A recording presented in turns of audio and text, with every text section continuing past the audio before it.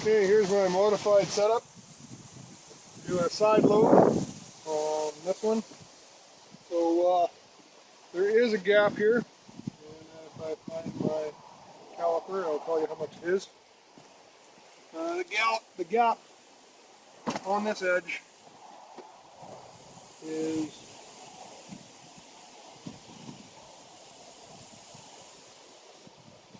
about 2 millimeters. There is no gap at the bottom, it's on this edge, and this is the gap on this edge right there. But basically I'm going to redo the test, assuming that there is no gap, and I can't really do a square test. I can run the level on top of it and tell you whether or not it's level square. I've got no gap, a teeny bit of a gap right here. I think that's just because in the initial video I showed you that it was twisted a little bit. I think that's the twist showing up. So that's kind of what we're going to do here.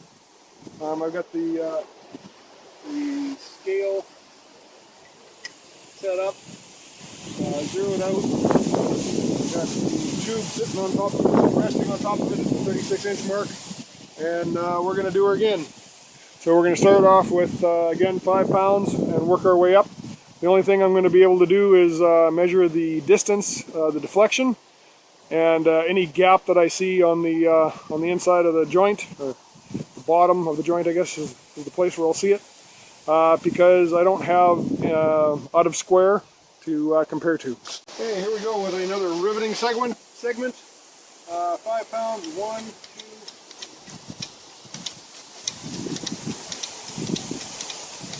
8, 9, 10, 11, 12, 13,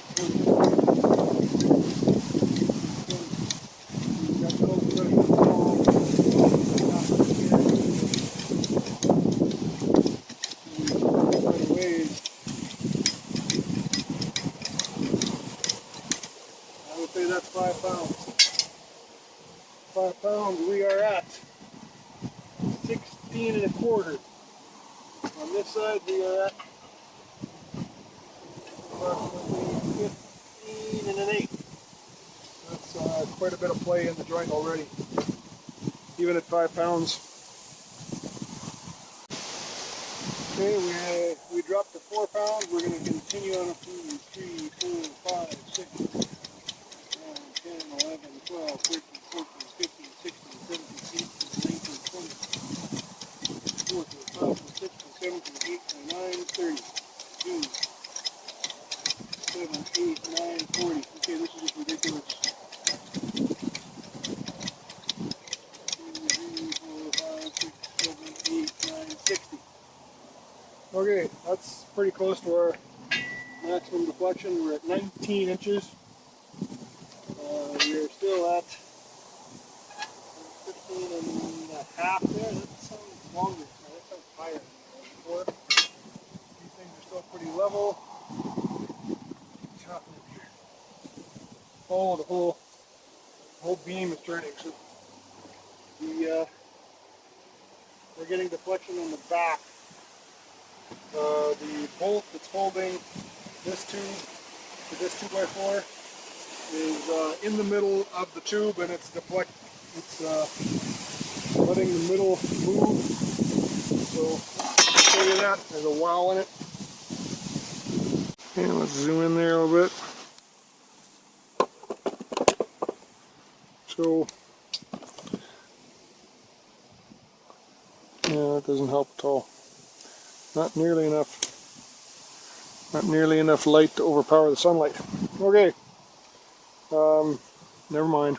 So here we have up here, the bolt moved from there to there, and then this is where it's connected to the shed. So it should prevent this section from pulling away. That's what it was doing. It was pulling away, and this wall was just bending.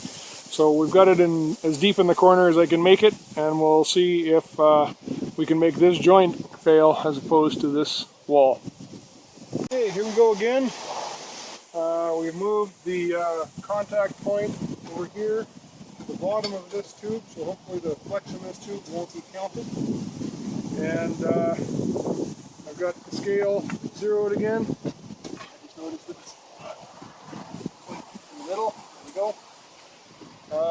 We are at 15 and 5/8 there. And we are at 14 over here. So I haven't pumped it up to contact or anything.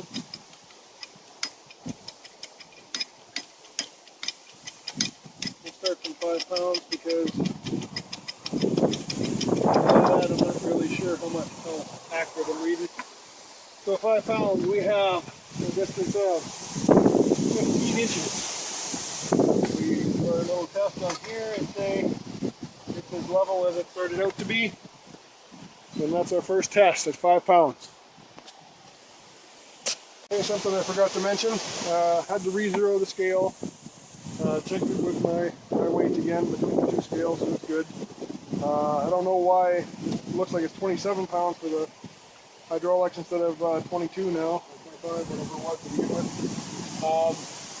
Anyway, measuring here and checking whether I'm level is the only measurements that I have to make, and it's getting windy, it's going to rain soon. Okay, here we go, up to 10 pounds. 5, 1, 2, 3, 4, 5, 7, 8, 9, 10. That was 10 pumps. We are at about 15 and a half. The joint has not changed. So we must be taking up slack in the wood yet. And here we are at 10 pounds, that's a 9 and a half. 5, 6, 7, 8, 9, 10, 11, 12, 13, 14, 15, 16, 17, 18 to increase 5 pounds. Something's going wrong already. We are just 16 and an eighth. Back here, everything seems level. Hold, not move. Let's see what's giving.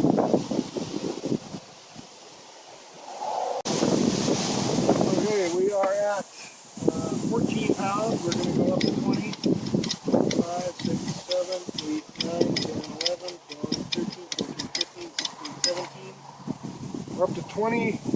I don't think I'm going to be able to get much higher than 50 psi if this continues. We'll get 17 inches over here. The joint is showing some twist. I've got a little bit more distance between this part of the level right near the joint and the tube that's bolted to the wall. The tube that's bolted to the wall is still nice and close against the clipboard. The clipboard is still flat nicely against the wall. I'm seeing a gap between the lever, 2-inch tube, and the bottom, and it is squeezed tight on top.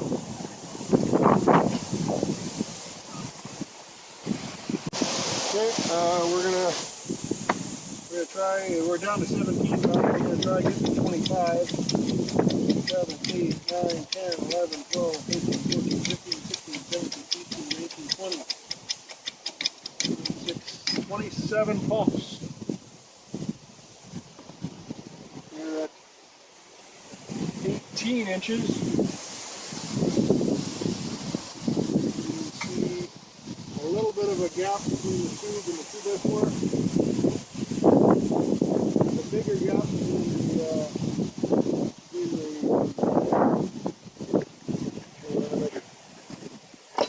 between the square and the edge of the tube that's connected to the wall.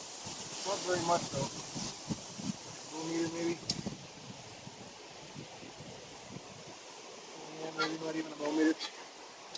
I don't know how easy that's going to be to measure. Okay, our 25 fell back to 22. We're going to pump it back up.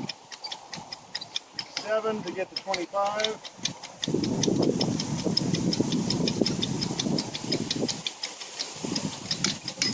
20 to get to 30 psi. We are 19 inches. We are a little bit of a gap at the bottom.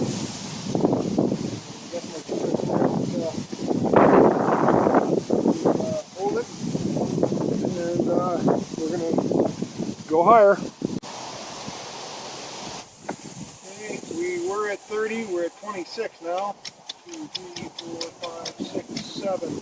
7 to get back to 30.